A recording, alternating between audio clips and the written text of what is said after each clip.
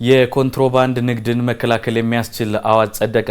ስድስተኛው የሕዝብ ተወካዮች ምክር ቤት አምስተኛው የሥራ ዘመን በ24ኛው መደበኛ ስብሰባው የጉምሩክ ማሻሻያ ረቂቅ አዋጅንና የቁልፍ መሰረተ ልማት የሳይበር ደህንነት አዋጅን መርምሮ አጽድቋል። የጉምሩክ ማሻሻያ ረቂቅ አዋጅ የተቀላጠፈ የገቢና ወጪ ንግድ እንዲኖር የኮንትሮባንድ ንግድን ለመከላከል እንዲቻል በማሰብ አዋጁ መጽደቁም ተነግሯል። በሀገር ምጣኔ ሀብት ሰላምና መረጋጋት እንዲፈጠርና ሉዓላዊነትን ለማስጠበቅ በማለም በቁልፍ መሰረተ ልማት የሳይበር ደህንነት አዋጅንም ምክር ቤቱ በውሎው መርምሮ አጽድቋል።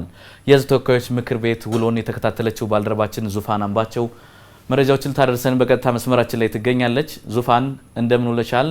በምክር ቤት ውሎው ምን ሀሳቦች ተነሱ? የጸደቁ አዋጆች ምንድናቸው? የሚለውን ጠቅለል አድርገሽ ብትነግሪ። አመሰግናለሁ። ምን ይችል ስድስተኛው የሕዝብ ተወካዮች ምክር ቤት አምስተኛው የሥራ ዘመን 24ኛው መደበኛ ስብሰባ ተካሂዷል።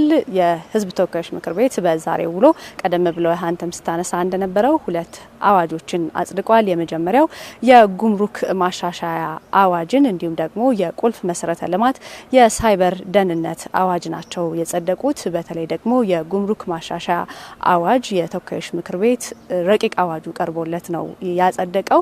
በዋናነት እንግዲህ የኮንትሮባንድ ንግድን ለመከላከል የተቀላጠፈ የወጪ ንግድ እንዲኖር የማኒፋክቸሪንግ ኢንቨስትመንት እንዲጎመራ በማለም እንዲሁም ደግሞ የአስመጪዎቹን የቀረጥ የተደጋገመ ጥያቄ ለመፍታት ያለመ እንደሆነ ተነስቷል ማለት ነው። በዋናነት የጉምሩክ ማሻሻያው በዋናነት እንግዲህ የኮንትሮባንድ ንግድን ለመከላከል ነው። የሀገራችንን በእጅጉ እየጎዳ እንደሆነም በዛሬው የምክር ቤት ውሎ ተነስቷል። በነገራችን ላይ በ9 ወራት ብቻ 20 ቢሊዮን ብር የሚገመት የኮንትሮባንድ ንግድ እቃዎች መያዛቸውም ነው በዛሬው ውሎ የተነሳው። ይህንን ለመግታት ደግሞ የኮንትሮባንድ ንግድ ላይ የተሰማሩ ሰዎችን ከዛም ባለፈ ደግሞ የኮንትሮባንድ እቃዎችን የሚያንቀሳቅሱ አሽከርካሪዎችን ከዛም ባለፈ የተሽከርካሪዎችን እስከ መውረስ ድረስ የሚያደርስ አዋጅ የያዘ እንደሆነ ነው የተነሳው። በዋናነት ደግሞ በህጋዊ መንገድ በስራ ላይ የተሰማሩ ነጋዴዎችን ለማበረታታት በኮንትሮባንድ ንግድ ላይ የተሰማሩ ሰዎችን ደግሞ መቅጣት እንደሚያስፈልግ ነው የተነሳው ማለት ነው። ከዛም ባለፈ የተቀላጠፈ የወጪ ንግድም እንዲኖር ይህ አዋጅ ማስፈለጉም ተነስቷል ማለት ነው። የሕዝብ ተወካዮች ምክር ቤት አባላት በዚህ አዋጅ ላይ የተለያዩ ሀሳቦችን ሲያነሱ ነበረ።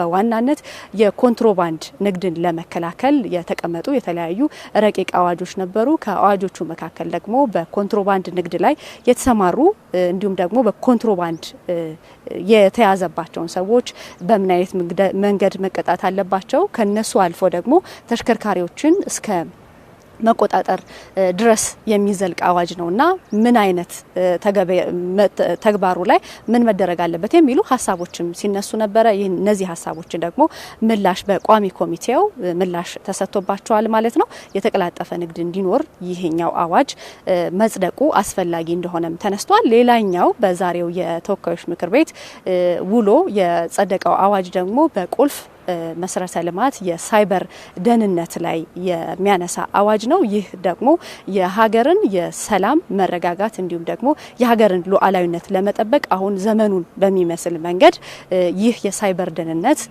አዋጅ መጽደቅ አስፈላጊ ሆኖ ስለተገኘ ነው የጸደቀው ተብሏል። በተለይ ደግሞ በተለያዩ የፋይናንስ ተቋማት የሀገርን ትልልቅ ጉዳዮችን የያዙ ተቋማትን የሳይበር ደህንነት ለመጠበቅ ይህ አዋጅ በማስፈለጉ እንደጸደቀም ተነስቷል። ከዛ ባለፈ ደግሞ የሳይበር ደህንነትን ለማስጠበቅ የፋይናንስ በተለይ ደግሞ የፋይናንስ በጀት በምን አይነት መንገድ መመራት አለበት በሚለው ደግሞ የሚመለከታቸው አካላት የመንግስት ተቋማትን ጨምሮ የንግዱ ማህበረሰብም በሳይበር ደህንነት ላይ የራሱ ሚና መወጣት እንዳለበት የሚያትት የአዋጅ መሆኑን ተነስቷል ማለት ነው። ትልልቅ የሀገርን ሚስጥር የያዙ የሀገርን ሉዓላዊነት መጠበቅ የሚችሉ የተለያዩ ሀሳቦች ይህ አዋጅ እንደያዘም ተነስቷል። እንግዲህ በተወካዮች ምክር ቤት አባላት ደግሞ የተለያዩ ጥያቄዎች ተነስተዋል ስለ አዋጁ።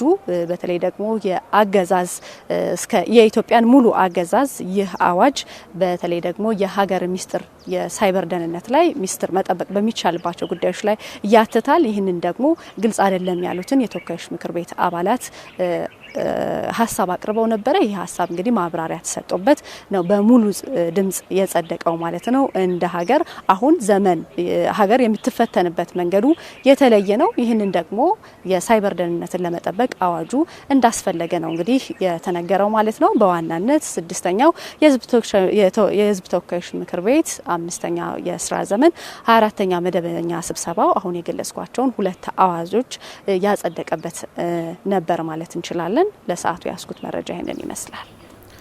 ዙፋን አምባቸው ለመረጃሽ አመሰግናለሁ። መልካም ጊዜ ይሆንልሽ።